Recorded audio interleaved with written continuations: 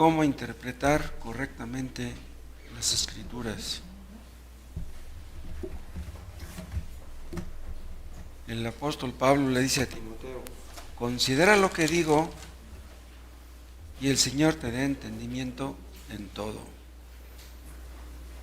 Necesitamos entender las Escrituras para poder aplicárnoslas y para poder aplicárselas a otros. A veces nos piden consejos, a veces nos hacen preguntas, y si no entendemos lo que estamos leyendo, pues no podremos ayudar a nuestros semejantes. Vamos a ver 2 de Timoteo, capítulo 2.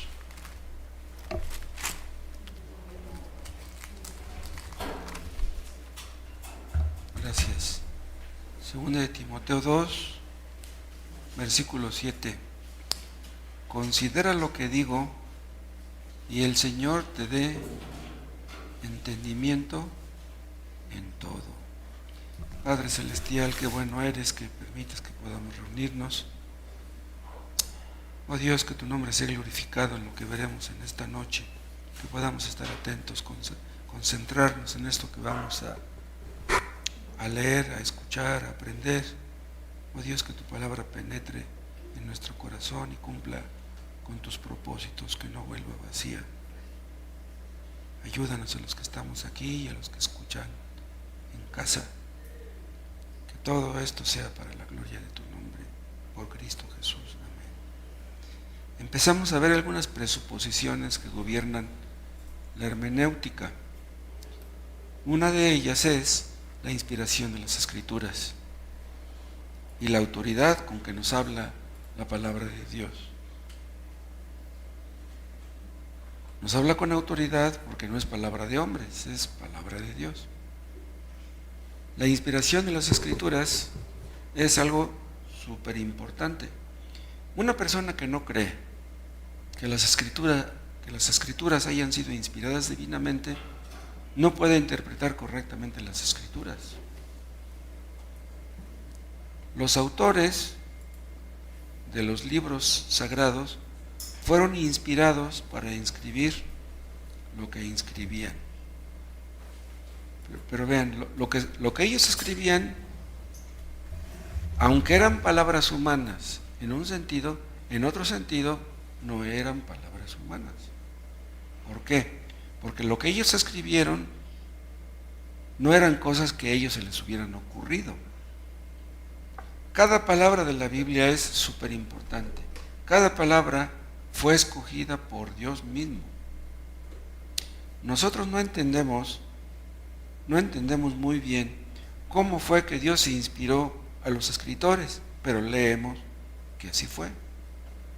Hay poetas que para escribir sus poemas se inspiran en una mujer, pero esa es una inspiración carnal, una inspiración humana.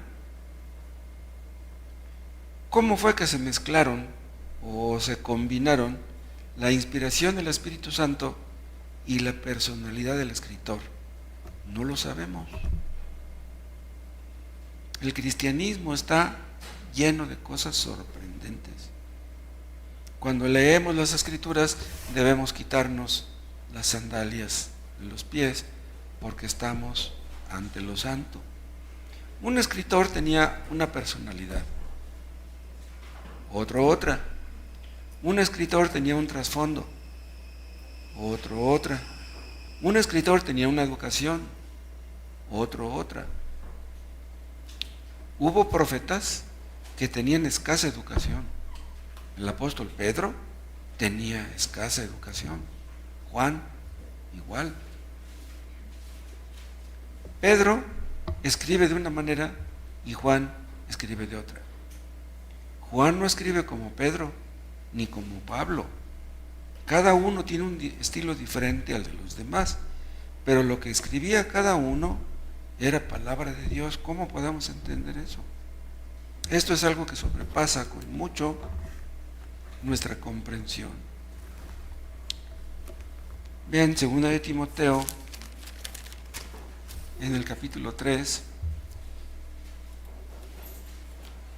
16. Toda la escritura es inspirada por Dios. Esta palabra inspirada es la palabra theopneustos en el griego, que quiere decir inspirada o exhalada, exhalada por el aliento, por el hálito de Dios.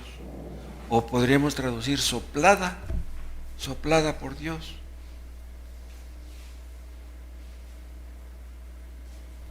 Dios dijo, sea la luz, y así la luz fue. Pero Dios solamente lo dijo.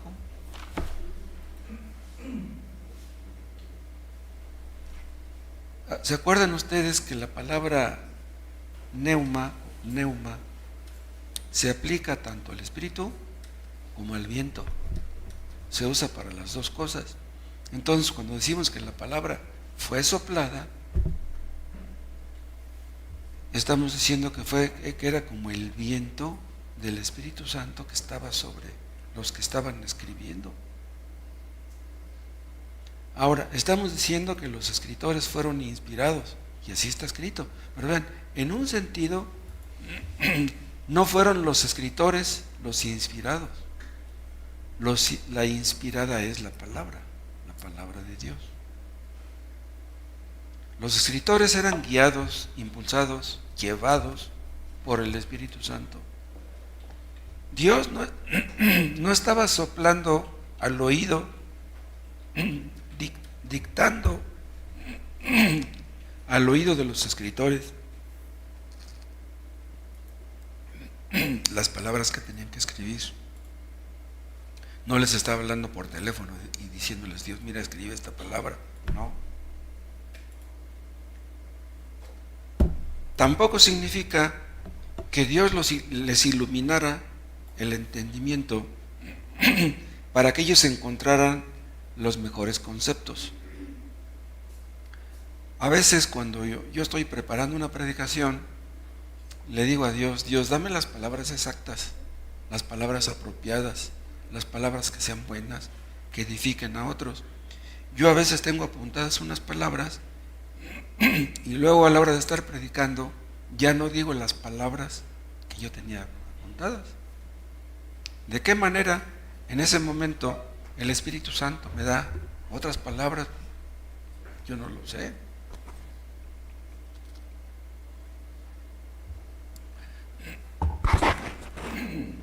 Tampoco significa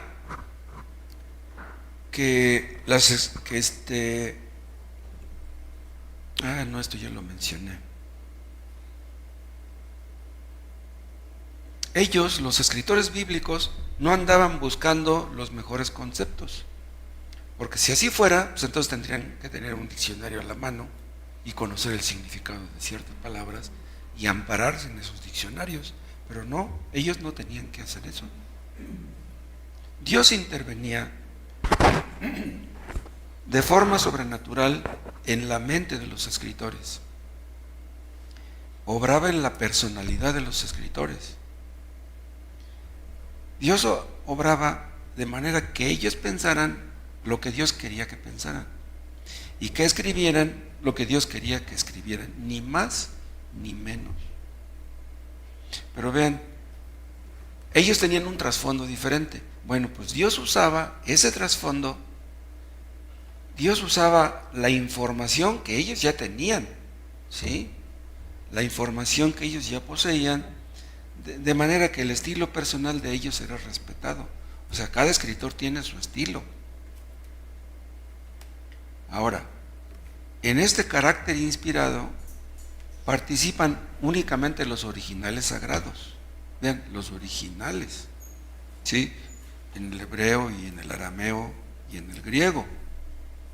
Los textos que conocemos como el texto recibido o el textus receptus. O sea, no las diferentes versiones. Las versiones no son inspiradas. Los que han traducido las diferentes versiones a lo mejor tenían buenas intenciones, pero eso no basta. Las versiones no son inspiradas. Los traductores no son inspirados. Los manuscritos originales son muchos. y son fieles. Pues Dios se encarga, ¿sí?, de que quienes caminan por el camino de la verdad no se extravíen. El problema de los que tienen una mala hermenéutica, escuchen, no está en las malas versiones. El problema no está en una mala versión. Los testigos de Jehová tienen pésimas versiones. Pero el problema no está en la Biblia. O sea que a una persona le puede beneficiar aún leer la Biblia de los testigos. A mí Dios me empezó a hablar, Dios empezó a tratar conmigo a través de una versión de los testigos. El problema no está en la versión. El problema de los que interpretan mal un texto está en la mente y en el corazón de esas personas, no en la versión. Porque ellos quieren que la Biblia diga lo que ellos creen que debería de decir. Ese es el verdadero problema. Y terminan siendo ciegos que guían a otros ciegos, y sabemos cómo van a terminar. Son desobedientes, dándoles alas a otros desobedientes. El Espíritu Santo obraba en los escritores tanto del Antiguo como del Nuevo Testamento. El Espíritu se cercioraba, el Espíritu Santo, de que ellos escribieran lo que tenían que escribir. Bien, si nosotros fuéramos los editores de un periódico, podríamos decirle a un periodista X que escriba un artículo sobre un tema X. Le podemos dar la idea, ¿no? Mira, ¿sabes qué? Yo quiero que tú escribas acerca del chacal de Atizapán de Zaragoza. O sea, le damos la idea. Pero ese no fue el caso de los escritores sagrados. Los editores de un periódico le dan una idea al periodista, pero el periodista tiene libertad para que esa idea que le dio el editor siga su curso, ¿sí? Le da libertad al escritor, al periodista, pero ese no es el caso de los escritores inspirados. O sea, no es que Dios les diera una idea y que les dijera, ay, escribe lo que se te ocurra a ti, lo que te parezca conveniente. No, eso es algo muy diferente. Un editor de un periódico puede decir que sus reporteros son libres de escribir lo que escriben, pero que él no comparte sus opiniones. Ustedes han visto esos editoriales, ¿no? O sea, un editor de un periódico, si un periodista escribe algo, puede decir, yo no comparto la opinión de esos periodistas, yo le doy trabajo, él es libre de escribir lo que escribió. O sea, si está mal el periodista en algo que escribió, él tiene la culpa, él tiene que responder de sus creencias, no yo. Pero así no está escrita en la Biblia. Cada reportero, cada periodista es responsable de escribir lo que escribe. El editorialista dice, yo me lavo las manos. Pero ven, Dios no actúa de esa manera con las escrituras. En la Biblia, Dios asume la responsabilidad de todo lo escrito. O sea, dice Dios, échenme a mí la culpa. ¿Sí? No, o sea, si no les gusta lo que escribió Isaías, pues échenle la culpa a Isaías. No, dice Dios, yo soy el responsable, a mí échenme la culpa. Vean, si nosotros predicamos algo que a ustedes no les gusta, no nos echen la culpa a nosotros. Dios asume la responsabilidad. Es decir, si nos apegamos a lo que está escrito, si interpretamos correctamente las escrituras. Un periodista tiene la libertad de escribir lo que escribe, pero el apóstol Pablo no tenía esa libertad. Pablo tenía que escribir todo lo que Dios quería, pero lo escribió Pablo. No lo escribió Dios, lo escribió Pablo. Ahora, ¿Pablo estaba en contra de lo que estaba escribiendo? No, Pablo estaba de acuerdo. ¿Por qué? Porque Pablo tenía una naturaleza santificada, ¿sí?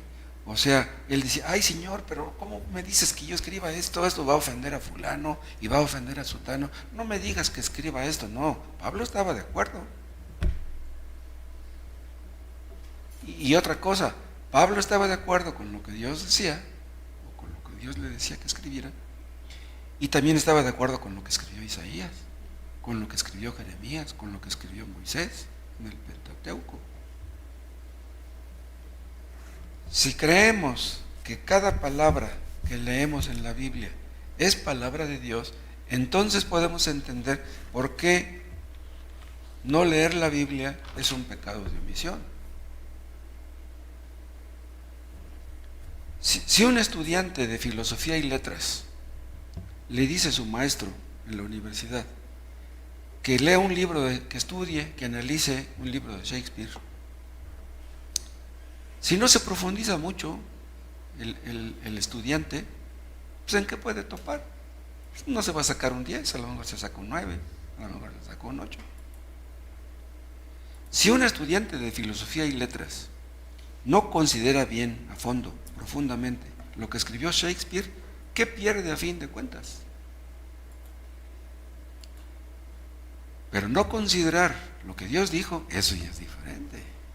Si no consideramos lo que vamos a predicar, si no consideramos las palabras de Dios, entonces tendremos problemas. Considerar a Cervantes Saavedra no es lo mismo que considerar a Dios.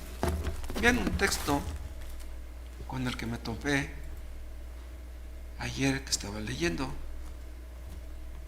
Acabo de terminar de leer Isaías y vean el capítulo 66.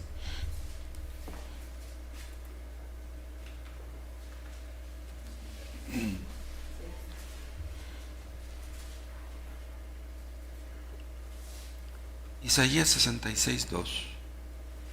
Mi mano hizo todas estas cosas, y así todas estas cosas fueron, dice Jehová. O sea, yo hice todo lo creado. O sea, da a entender aquí que él es un Dios muy grande, puesto que hizo todo lo creado. Pero ¿cómo es que Él, siendo tan grande, vean cómo dice después, pero, aunque yo soy muy grande, dice, pero miraré a aquel que es pobre y humilde de espíritu y que tiembla mi palabra.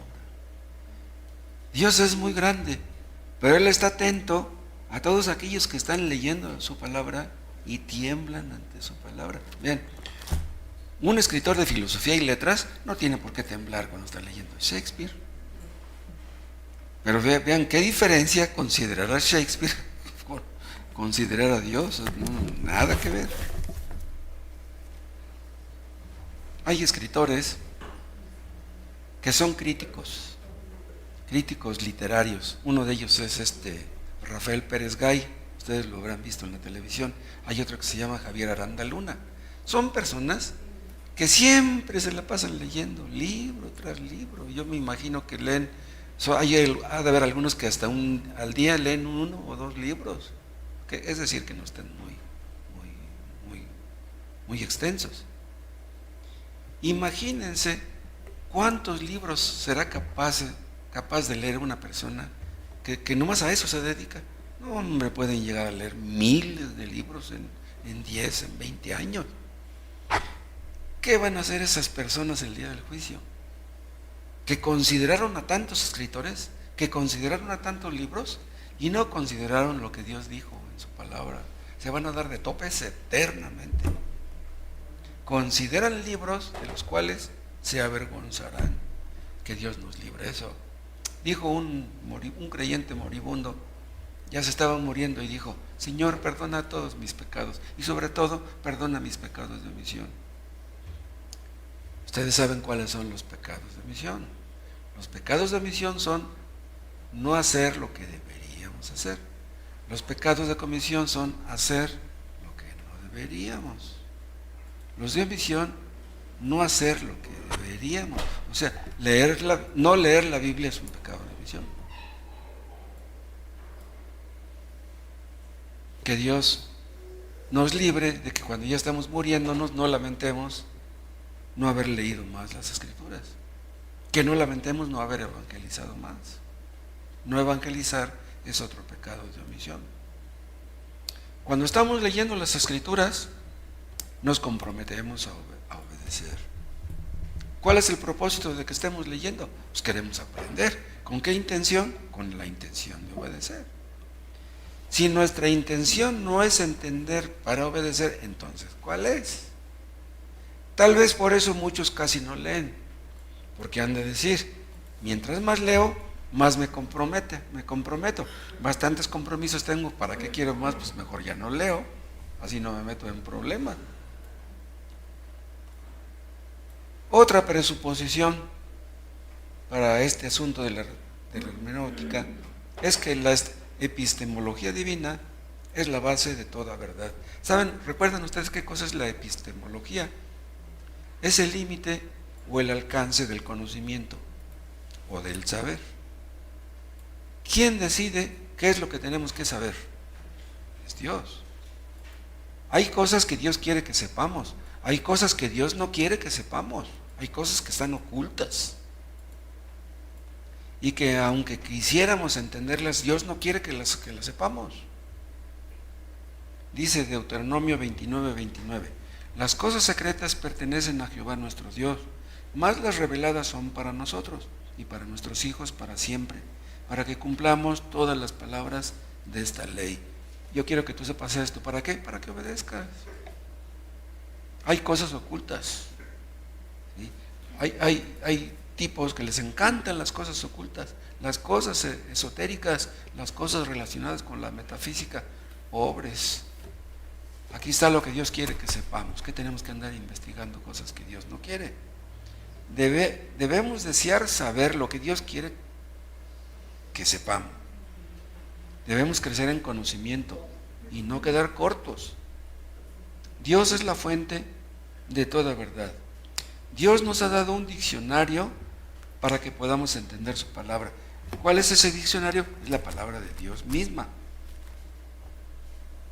Pero según Roma, solamente el magisterio de la Iglesia Católica está capacitado para interpretar las Escrituras.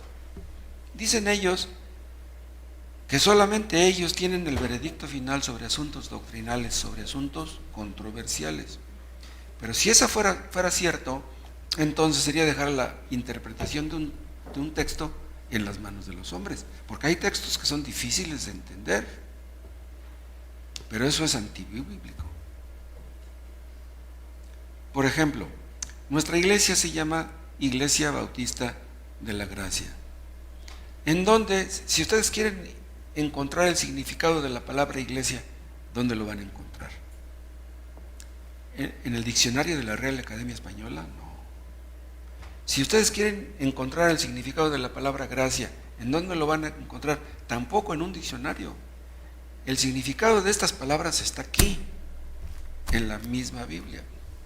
No vamos a ir con el magisterio de la Iglesia Católica para que nos explique el significado de esas palabras. La definición correcta de estas palabras está al alcance de los que la buscan sinceramente.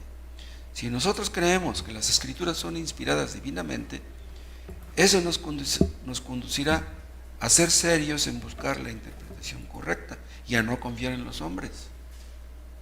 Sí, leemos comentarios, queremos conocer su opinión acerca del asunto, pero un comentarista pudiera estar equivocado. Debemos comparar lo que dice un comentarista con lo que dice otro, con lo que dice otro.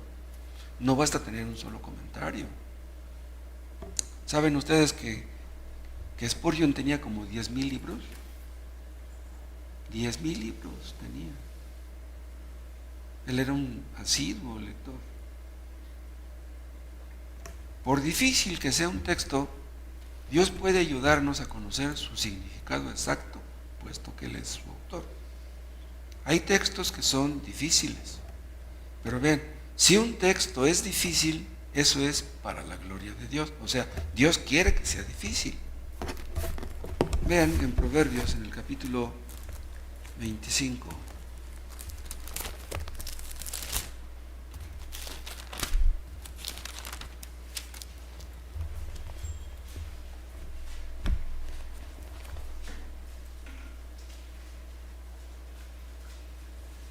Proverbios 25:2. Gloria de Dios es encubrir un asunto. Encubrir quiere decir ocultar o esconder. Podríamos traducirlo. que es para la gloria de Dios que Él oculte un asunto. Pero vean lo que dice después. Pero honra del rey es escudriñarlo. Aquí podríamos pensar que la palabra rey se aplica a los creyentes. Los creyentes son reyes, hijos del rey, ¿sí? Aunque es Salomón el que está hablando, podemos aplicárnoslo a nosotros. Entonces, es para la honra de un creyente estudiar un texto a fondo y llegar a descubrir su correcta interpretación. Qué gusto nos da, después de que no entendíamos un texto, después de estar estudiando y estudiando, llegamos a su correcta interpretación o significado. Dios escondió, ocultó el significado, pero nosotros lo encontramos. Y eso glorifica a Dios. Dios define sus palabras, no nosotros. Si Dios dice que algo es pecado, eso no está solamente en un texto, está en otros. Entonces, buscamos aquí y buscamos allá los textos que mencionan esa palabra relacionada con ese pecado X, y así llegamos a una mayor comprensión. Si Dios dice que algo es pecado, eso es pecado. Aun si nuestra naturaleza pecaminosa nos dijera otra cosa, o alguna persona nos dijera lo contrario. La verdad, Dios es la fuente de la verdad, y Él es lo que nos dice la verdad acerca de cualquier asunto. Las herejías empiezan cuando el hombre crea sus propias definiciones. ¿Cuántas consecuencias destructivas, dañinas, por darle a un versículo un significado diferente al que Dios le da? Y es por eso que surgieron las sectas. El diablo le dijo a Eva: no moriréis. Pero Dios dijo algo muy diferente. El diablo siempre dice cosas muy diferentes a Dios. El diablo les dice a sus seguidores lo que deberían creer. Dicen, la Biblia está llena de contradicciones. La Biblia miente. La Biblia está equivocada en esto y en aquello otro. Entonces el diablo quiere que los hombres interpreten las escrituras a su manera. Pero pues muchos hombres le hacen caso al diablo porque pues ellos quieren definir las cosas a su manera y no a la manera de Dios. Y es por eso que surgieron el misticismo, el racionalismo, el humanismo, el subjetivismo, el relativismo, el antinomianismo, y párenle de contar los sismos. Vean ustedes el caso del misticismo. ¿Qué dice el misticismo? Que los sentimientos y las experiencias son suficientes para guiarnos a toda verdad. Pero eso es falso. ¿Saben ustedes que Bill W. llegó a la conclusión que Dios existe? Porque dice que estaba sentado en su sala, estaba pensando si existiría Dios. Él quería una muestra. Él quería que Dios le demostrara que existe, y estaba ahí meditando ahí en su sala, y dice que de repente entró una ráfaga de aire y movió las cortinas de su sala. Y dice que en ese momento, cuando vio que las cortinas se movieron, dice: ahora entiendo que Dios existe. Se dejó guiar por sus sentimientos. Eso es absurdo. Eva se dejó guiar por sus sentimientos.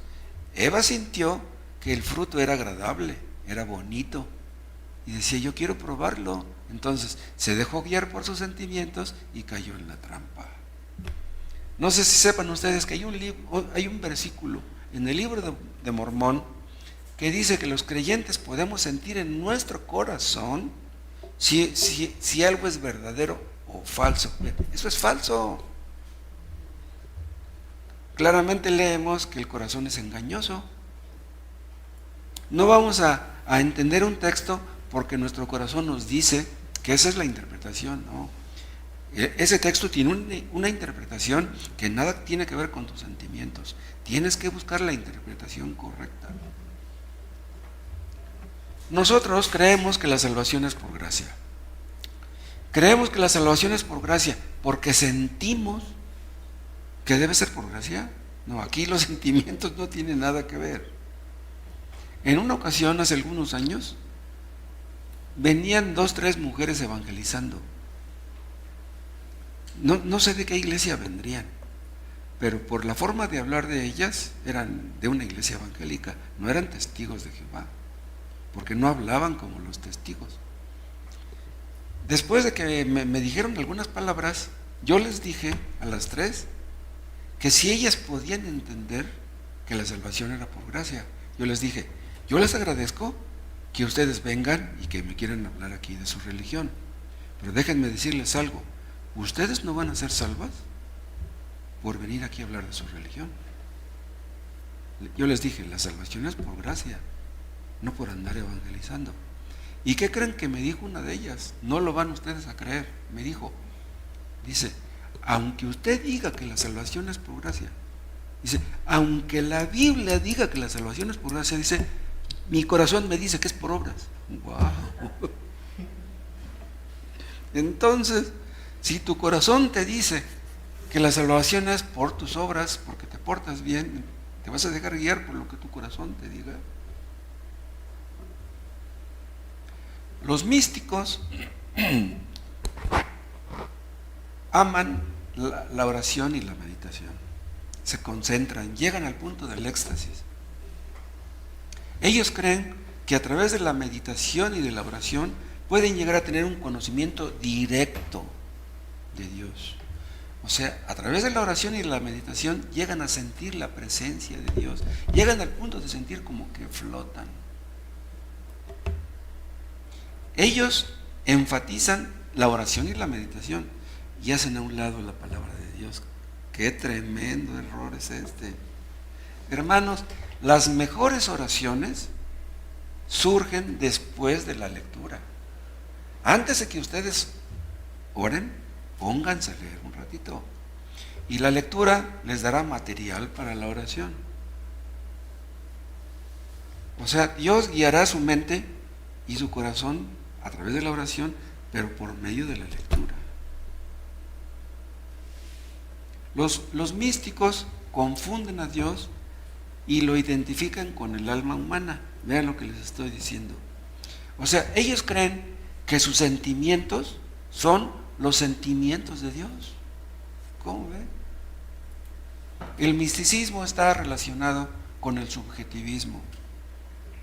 Los místicos confían en lo que ellos hacen y en lo que ellos sienten y no confían ni en Dios ni en su palabra. Confían en sus oraciones, en sus ayunos, en sus flagelaciones, se golpean las espaldas. Hay un montón de místicos famosos católicos. Ellos creían que se negaban a sí mismos al hacer esas cosas. ¿Por qué se pegaban los frailes? O sea, ellos decían que la carne era mala. Entonces, para tenerla sujeta, para que la carne no rebasara ciertos límites, se golpeaban la espalda hasta sangrar alguno. Y ellos creían que haciendo eso se negaban a sí mismos, y la verdad es que haciéndolo alimentaban su ego. O sea, si yo me di 20 latigazos y tú nada más te diste 10, pues yo soy mejor que tú. Si yo ayuné 3 días a la semana, pues soy mejor que tú porque nomás ayunaste 2. Si yo me concentré tanto en la oración que estuve 3 horas orando, pues yo soy mejor que tú porque tú nomás duraste 1:30. O sea, los que más oran y más meditan creen que son cristianos de primera clase, vienen los demás como de segunda o de tercera. ¿Cómo ven? Y los que definen las cosas a su manera, se dejan guiar por su razón, esos se llaman racionalistas. El racionalismo es la exaltación del intelecto. Dicen los racionalistas que el hombre tiene la capacidad de razonar y determinar por sí mismo lo que es verdadero o falso. Ellos no creen en la depravación de la naturaleza humana.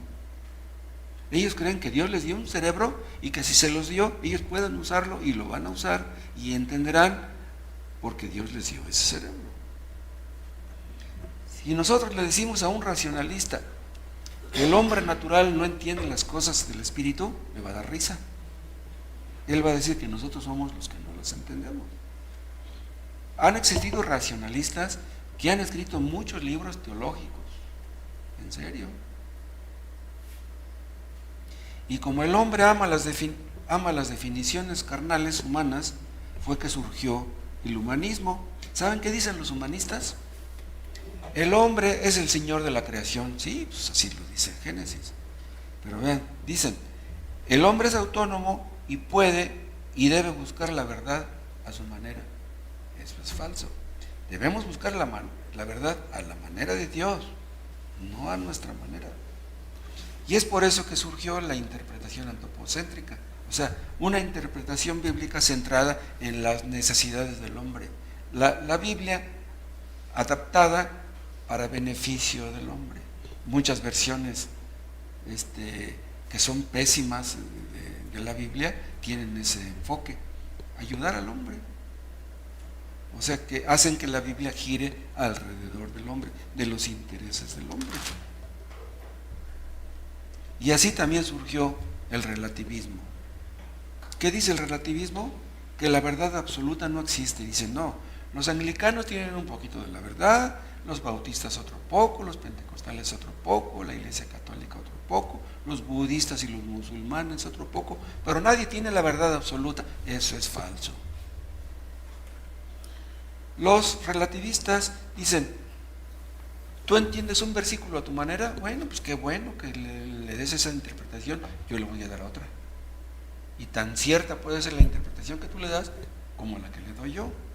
Y el diablo feliz. El diablo quiere que la gente piense así. El diablo define la palabra de Dios a su manera y le dice a los engañadores, ustedes defínanla a su manera. Muchos que dicen ser cristianos piensan que la Biblia tiene contradicciones y errores. Exactamente lo que Satanás le dijo a Eva.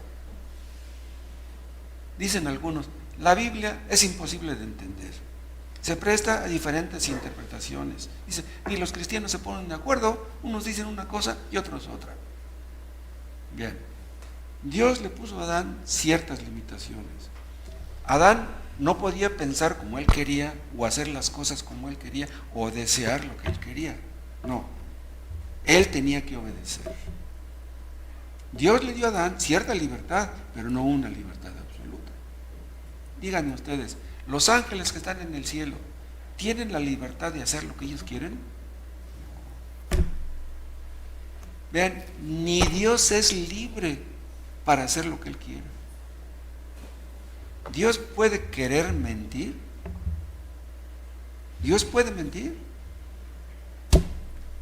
O sea, la naturaleza de Dios está sujeta a su carácter. Dios no puede mentir. Dios no puede cometer ninguna injusticia. Entonces, hay ciertas cosas que Dios no puede hacer, porque son contrarias a su naturaleza. Federico Nietzsche dijo que los hombres podíamos llegar a ser dioses. Pero eso lo dijo él porque eso es lo que él planeaba, eso es lo que él quería. Él no se conformaba con ser una criatura y instaba a sus seguidores a que no se conformaran con eso. El hombre no es libre para hacer lo que quiera. El hombre no es libre para saber lo que quiera. Hay muchas cosas que ignoramos y vamos a morir ignorándolas, y a lo mejor ni en el cielo las vamos a saber. El diablo le dijo a Adán y le dijo a Eva, seréis como dioses, pero les mintió. No somos libres de hacer lo que queramos. No somos libres en sentido teleológico.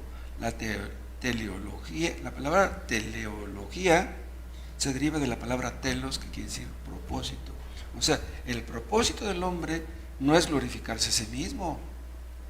El propósito del hombre fue creado con el propósito de glorificar a Dios. Entonces, nuestro fin, nuestro propósito debe ser ese. No puede ser contrario a eso. Los hombres que buscan la gloria de sí mismos o que buscan gloria para sí mismos, pues están errando el blanco. Se están apartando de aquello para lo cual Dios los creó. El diablo le dijo a Adán, Tú puedes desear lo que quieras, tú puedes querer lo que tú quieras, nadie debe restringirte, que nadie te ponga limitaciones. Y Adán y Eva le creyeron al diablo, y esa es la causa, escuchen, de todo error hermenéutico. El diablo les dice a los falsos maestros: tú puedes interpretar la Biblia como tú quieras, como tú sientas que es correcto. El problema de los falsos maestros no está en su cerebro, el problema de ellos está en su corazón. El problema de los falsos maestros no es intelectual, no están enfermos del cerebro, están enfermos del alma, su problema es moral. El hombre quiere ser su propio punto de referencia, su propia regla, su propia autoridad, quiere ser Dios. Y es por eso, ¿saben qué? Que hay tantas personas que leen la Biblia y no la entienden. Una persona no va a entender la Biblia hasta que disponga su corazón para entender. Cuando ustedes vayan a leer, díganle a Dios: Señor, háblame a través de tu palabra. Yo te prometo que yo voy a hacer lo que tú me digas. Dame la capacidad, ayúdame a hacer lo que tú me digas. Yo voy a hacer lo que tú me digas. Si ustedes son honestos, Dios les va a iluminar para que entiendan lo que están leyendo. Porque si ustedes han tratado de hacer la voluntad de Dios, pero en el fondo no quieren hacerla, entonces Dios no les va a mostrar más su voluntad. Les va a decir Dios: ¿quieres entender mi palabra? Pues ya me demostraste que no quieres hacer lo que yo te digo, entonces no vas a entender. En una ocasión Cristo dijo: el que quiere hacer la voluntad de Dios, conocerá si la doctrina es de Dios, o sea, la doctrina que yo les enseño es de Dios, o si yo hablo por mi propia cuenta. Miren, lo que Cristo hablaba no eran cosas humanas. O sea, los que lo oían hablar a un hombre. Y él les dice: ok, soy un hombre. Pero las palabras que yo les hablo no son palabras de hombre. Las palabras que yo les hablo son palabras que Dios me dio para ustedes. El que quiera hacer la voluntad de Dios conocerá si la doctrina es de Dios o si yo hablo por mi propia cuenta. Eso está en Juan 7:17. Y eso podremos parafrasearlo de esta manera: solamente los que quieren obedecer a Dios entienden que Cristo es Dios. Solamente los que quieren obedecer a Dios entienden que Cristo es Dios. Si tú entiendes que Cristo es Dios, te convertirás en su discípulo. Te sentarás a los pies del Maestro y Él te enseñará. Ahora déjenme hacerles una pregunta. ¿Desean ustedes realmente hacer la voluntad de Dios? Cueste lo que cueste, aunque les duela. Porque si ustedes no tienen esa disposición, Dios no les mostrará su voluntad. Muchas personas leen la Biblia, pero le buscan errores. Leen, pero con prejuicios. Y si no encuentran errores, los inventan. Pero si ustedes disponen su corazón para obedecer, entonces Dios los guiará por sus caminos y no se van a extraviar. Entonces entenderán cosas que nunca imaginaron. Entonces entenderás el temor de Jehová y hallarás el conocimiento de Dios, porque Jehová da la sabiduría y de su boca viene el conocimiento y la inteligencia. Él provee de sana sabiduría a los rectos, es escudo a los que caminan rectamente. Es el que guarda las veredas del juicio y preserva el camino de sus santos. Entonces entenderás justicia y juicio y equidad y todo buen camino. ¿Cuándo? Cuando dispongas tu corazón para obedecer. Entonces entenderás lo que nunca entendiste. Hermanos, que Dios nos dé un corazón dispuesto a hacer todo lo que está escrito. Que Dios nos dé entendimiento, que Dios nos dé sabiduría para entender su palabra y para ponerla por obra. Aquí nos quedamos. Te damos gracias por tu palabra, Dios. Aumenta nuestro amor y nuestra reverencia y nuestra fe en tu palabra. Oh Dios, ayúdanos a temblar ante ella, porque no es palabra de hombre. Ayúdanos, Dios, ablanda nuestro corazón. Oh Dios, danos un corazón de carne como dijiste que harías. Límpianos de nuestras inmundicias para que tengamos en alta estima tu palabra. Te lo pedimos en el nombre de Jesús.